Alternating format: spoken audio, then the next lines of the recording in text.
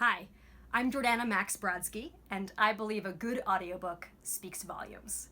My personal favorite audiobook experience was getting to record one myself.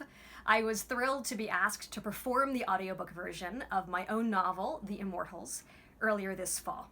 And that means that you, the listeners, can have me, the author, as your personal bedtime story reader.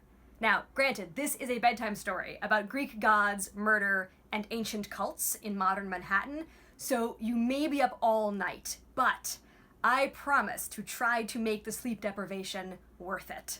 Because I think you can tell in the performance just how much fun I was having doing this recording. I remember the first day I went into the booth, and there's the big glass wall, the microphone, and your novel is in front of you on an iPad, so there's no page-turning noise. And there are these words that you've read 100 times before. You wrote them, you edited them, you have spoken them out loud to yourself in the privacy of your bathroom.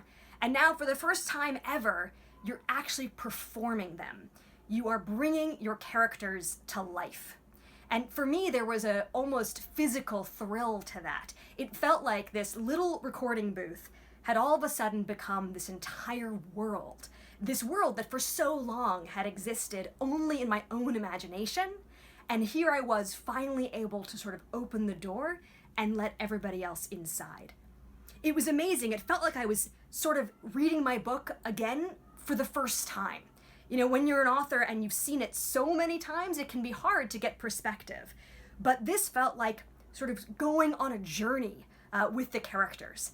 You record the whole thing over the span of about 4 days. You start at the beginning, you end at the end. And in that time, you are taking the listener by the hand and really experiencing it with them.